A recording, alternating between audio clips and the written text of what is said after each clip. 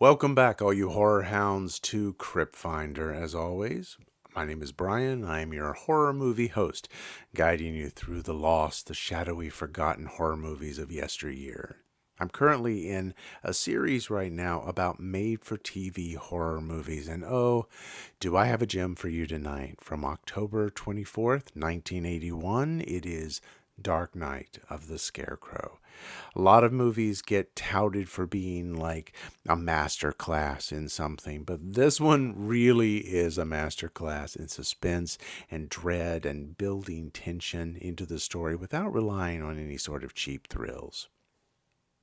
In Dark Night of the Scarecrow, you have Larry Drake, wonderful actor. Actually, he was a two-time Primetime Emmy winner for his work in LA Law.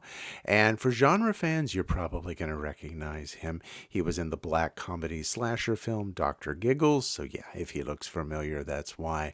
Here, he plays a man named Bubba Ritter. He's sort of a gentle giant of a man with mental disabilities, and he has a very innocent relationship with a little girl named Marilee Williams, who's played by Tanya Crow. And this friendship is ultimately what sets the film on its course of rather tragic and terrifying events. When Marilee is attacked by a dog, Bubba ends up saving her life. But in the chaos and the confusion of the aftermath, some people in the town who have always been a little bit wary of Bubba, they immediately jump to the conclusion that he attacked Marilee. And so a vigilante mob ensues and they end up tracking him down. Now, his mother, in the meantime, has decided, like, if she could just keep him out of sight just for long enough, let the pressure cool off, and everyone can figure out what really happened, she has him dress up as a scarecrow and puts him out into the cornfield. But this mob ends up tracking him down anyway, and they execute Bubba in the cornfield, and then they stage the events to make it seem that Bubba was actually the aggressor. In another really unusual and pretty realistic approach to this movie, there's actually a trial where these men are acquitted of the charges that were brought against them. But then the movie starts to take an unusual turn because some of these men who were part of this vigilante mob begin being picked off one by one by one. And that's when the movie really gets going into some very creepy territory. This film really excels in building tension through psychological and atmospheric horror. It skillfully avoids any sort of gore. Instead, it focuses on just this creeping dread that builds as the town's vigilantes are eventually picked off in somewhat creative ways. And this scarecrow, which is such a haunting symbol of Bubba's innocence and tragedy, it just adds to the unsettling atmosphere within the film. This film features a number of really standout performances. Charles Durning is sort of the leader of the vigilante mob, and in case he looks familiar, it's because he had a long career in film and television. You might recognize him from The Sting. He was also in Tootsie, The Best Little Whorehouse in Texas. He spent 4 seasons on the TV show Evening Shade with Burt Reynolds, and he was also in the original 1979 film When a Stranger Calls. You also have, he's backed up by Claude Earl Jones, Robert Lyons, Lane Smith. All of them had vast bodies of work in film and television, and they all add a certain layered nuance to their performances. It really helps elevate this film. The cinematography creates a slow burning tension using sort of that eerie setting of the cornfield and the scarecrow. Those images really help amplify the sense of dread in this movie. The film's pacing and atmosphere really contribute also to sort of that creepy and immersive experience.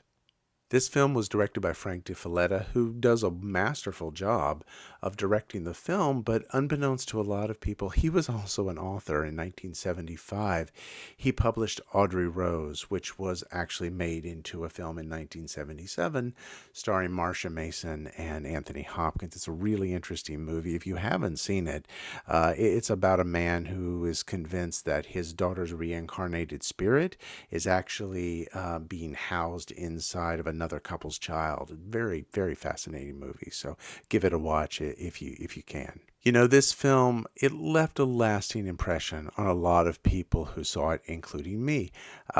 So when I saw this movie, I was on a fishing trip with my dad and my grandfather in Myrtle Beach, and it was after dinner. We had come back. They headed back out to the pier. I decided, nope, I'm just going to hang out in this motel room. It was a very cheesy little motel with like cinder block walls and a small little TV.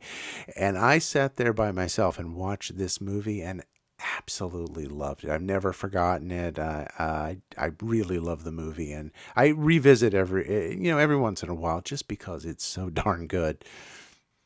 Over the years, Dark Night of the Scarecrow has definitely developed somewhat of a cult following, and for good reason, by the way. My first episode that I did, where I talked about The Stranger Within from 1974, starring Barbara Eden, that film is a terrific film, but just not very well known. And that's why I wanted to start off with that one particularly, because I was hoping I could bring something a little bit different and offer you something that maybe you wouldn't have heard of before. This one, absolutely, people are going to know. I would be really hard pressed to believe that anyone would not have Dark Night of the Scarecrow as the top 20, top 10 made-for-TV movies of all time. It really is a gem that people know. And so as I continue with this series, I'll kind of let you know if like, yep, this one already has achieved sort of that pop culture level icon status, or if it really is just sort of like tucked away and hidden in the recesses of time. I'll be sure and let you know that. Dark Night of the Scarecrow remains a real standout example of how made-for-TV horror can achieve a high level of suspense and psychological depth and dread. Its ability to evoke fear through atmosphere and character-driven storytelling, it continues really to be appreciated by genre fans. This film's masterful slow burn tension and spine-chilling conclusion, it really makes it an unforgettable entry in the world of made-for-TV horror. So trust me, yeah, you don't want to miss this eerie journey, and especially those final haunting moments. So if you've seen this movie before, hey, you absolutely can take a little nostalgic trip back and take a look at it again. If you've never seen this movie, great. Oh, you are in for quite a treat. From 1981, it's Dark Night of the Scarecrow. Well, that's it for this episode. So, as always, please hit the like and subscribe button. I want you to stay curious, stay scared. You never know what might be lurking out there in the cornfield.